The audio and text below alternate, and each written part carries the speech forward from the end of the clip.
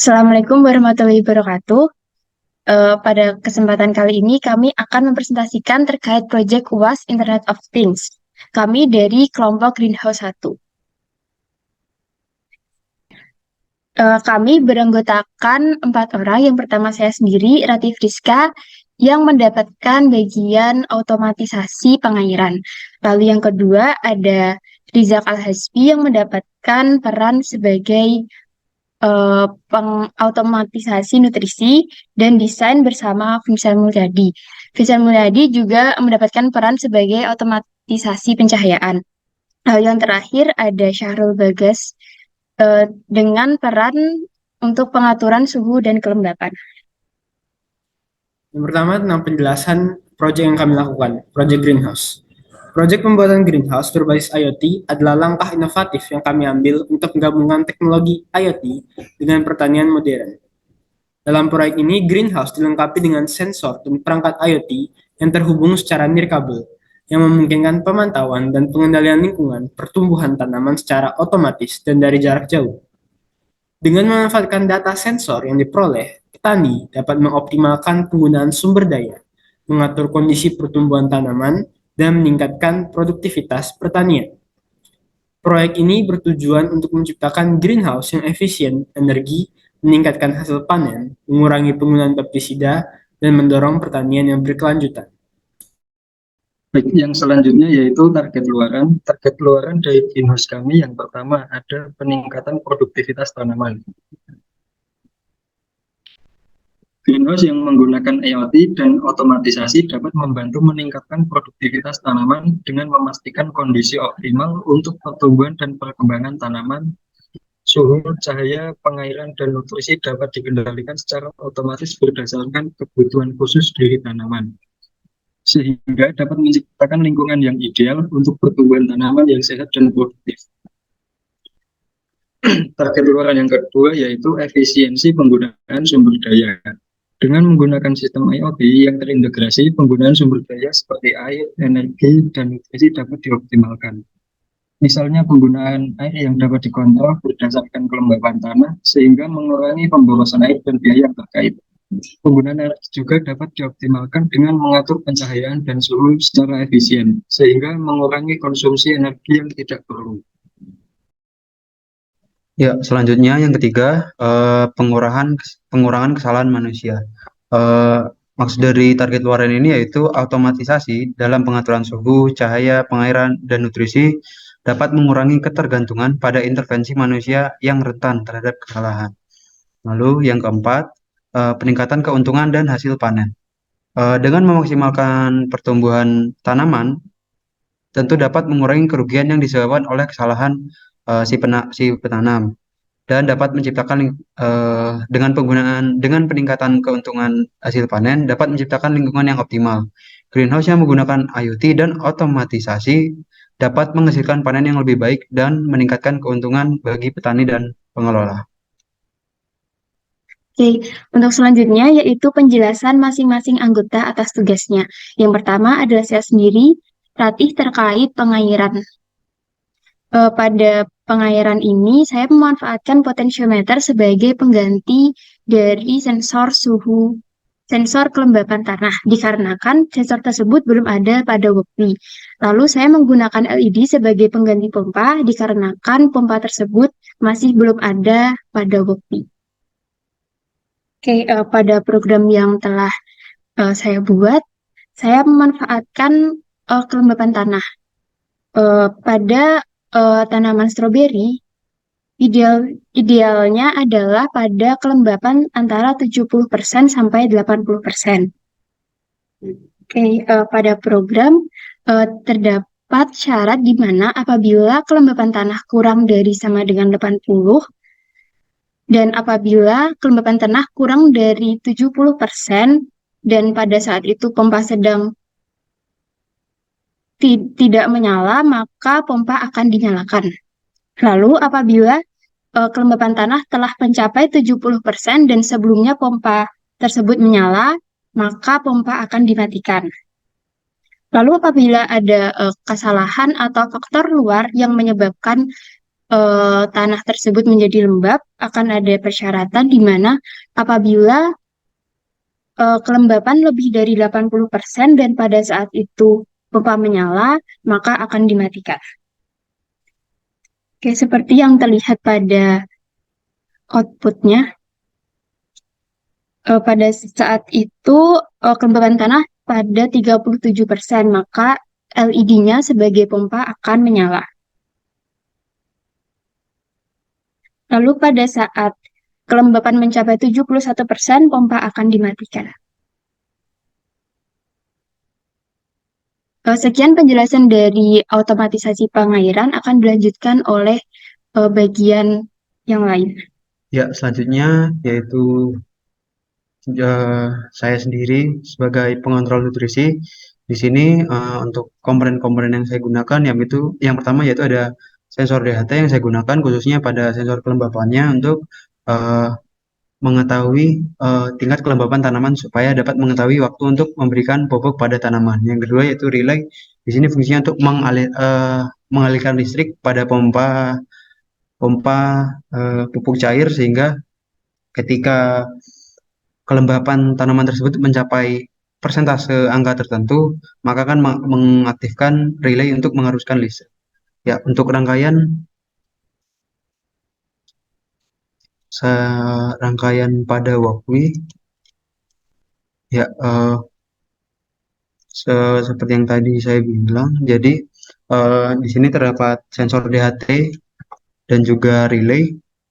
Untuk cara kerjanya sendiri, jadi sensor DHT ini eh, akan diambil data. Ya, dari dia sensor ini akan mengambil data humidity, kelembapan dan juga temperatur dari si tanaman, sehingga akan data-data tersebut akan di-print pada serial monitor di sini. Jadi kita coba start simulasi. Ya, di sini saya juga menggunakan uh, Blink Cloud sehingga proses monitoring pada suhu dan juga kelembapannya dapat dimonitoring melalui desktop yaitu melalui website Blink, konsol dan juga dapat melalui handphone. Jadi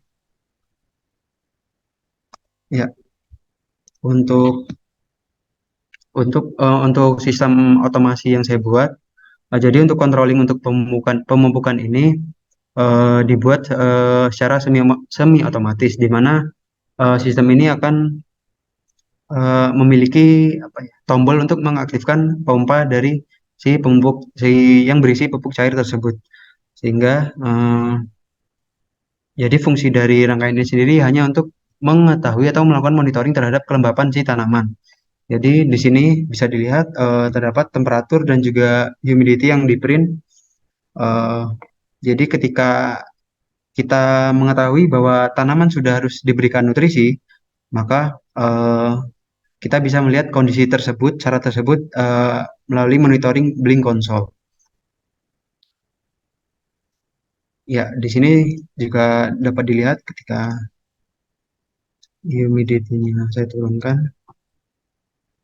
Ya, dapat dilihat juga pada sistem monitoring Blink juga berubah humidity sehingga kita dapat menentukan waktu yang tepat untuk uh, si petani dapat mengaktifkan pompa untuk uh, nutrisi berupa pupuk cair. Jadi yang selanjutnya yaitu ada kontrol suhu. Untuk menjaga suhu di dalam greenhouse biasanya ditempatkan beberapa jenis sistem ventilasi yang terdiri dari bukaan atap dan kipas. Pada greenhouse kami menggunakan sensor DHT untuk membaca suhu, dan kedua ada motor servo untuk membuka atap. Yang ketiga ada exhaust fan. Di sini kami menggunakan LED sebagai pengganti karena di WP tidak tersedia. Untuk praktiknya sendiri yaitu jika suhu di atas 20 maka kipas akan menyala. Jika suhu di bawah 20 maka kipas akan mati.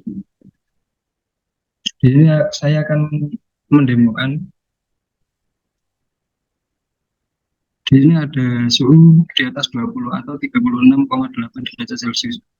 maka di sini kipas akan menyala dan saya menggunakan green sebagai monitoring.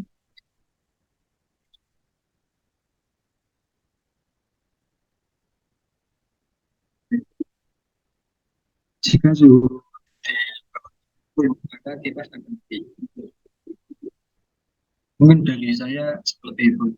Oke, jadi untuk pencahayaan di sini saya memakai sensor LDR yang dimana dia bisa menangkap intensitas cahaya dalam unit kandela dan grow light untuk membantu pencahayaan semisalnya kekurangan cahaya matahari.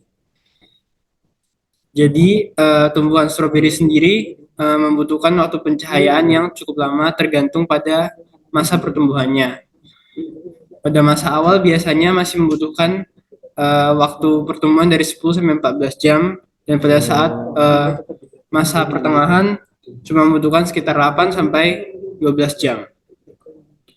Nah, untuk pencahayaan ini stroberi juga butuh waktu tenang atau waktu tanpa sinar matahari selama beberapa jam karena akan sangat mempengaruhi pertumbuhan stroberi tersebut. Oke, selanjutnya adalah arsitektur wakui yang saya buat. Di sini memakai ESP32 seperti teman-teman saya dan menggunakan sensor namanya LDR, Light Dependency Resistor, yang digunakan untuk menangkap intensitas cahaya dalam unit lux. Satu lux sendiri nanti setara dengan satu kandela. Jika ditekan LDR-nya, kita bisa atur uh, intensitas cahaya yang kita dapatkan. Di sini kalau diubah ke 109, itu akan update secara langsung kecerahan tersebut terbaca 109 dalam sistem.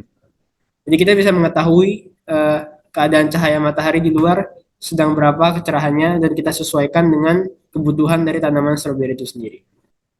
Ya, selanjutnya demo hasil rancangan kami. Jadi di sini kami merancang dan mendesain sebuah greenhouse dengan sesuai dengan ketentuan awal di mana panjang dari bangunan greenhouse ini yaitu 10 meter dengan lebar 12 meter.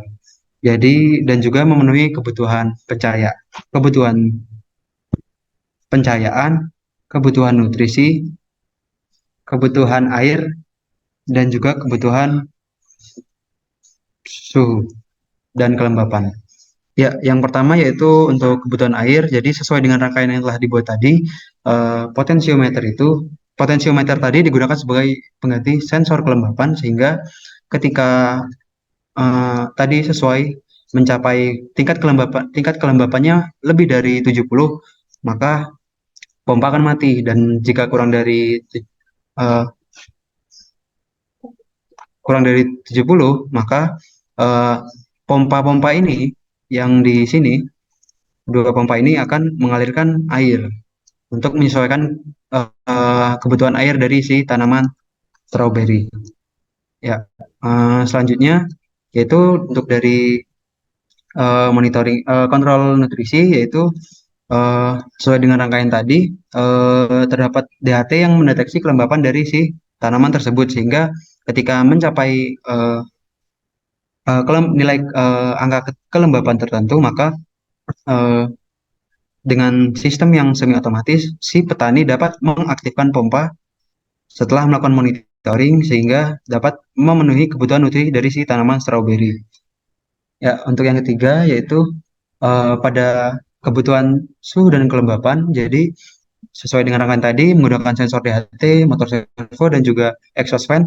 Sensor DHT digunakan untuk mengetahui kondisi suhu dari ruangan greenhouse ini sehingga untuk dari ketika mencapai suhu-suhu tertentu maka akan bekerja sensor motor servo tadi yaitu untuk menggerakkan atap dari si greenhouse ini dalam kondisi tertutup atau terbuka sehingga dapat mengkondisikan suhu pada ruangan tersebut yang dapat mempengaruhi pertumbuhan tanaman stroberi. Ya, selanjutnya yaitu ada exhaust fan.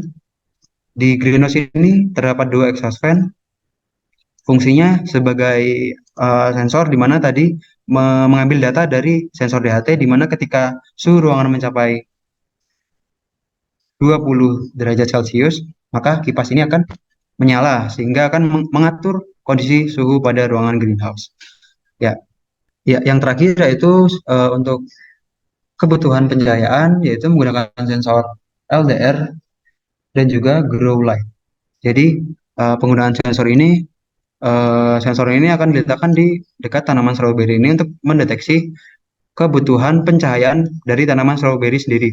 Ketika tanaman ini sudah menerima intensitas cahaya yang berlebih, maka lampu di atas di setiap masing-masing tanaman ini akan mati. Namun ketika intensitas cahaya yang diterima tidak memenuhi kebutuhan dari si tanaman, maka lampu-lampu di atas tanaman ini akan hidup untuk membantu proses pertumbuhan si tanaman stroberi. Oke, sekian penjelasan dari kami terkait proyek otomatisasi greenhouse. Terima kasih atas perhatiannya. Wassalamualaikum warahmatullahi wabarakatuh.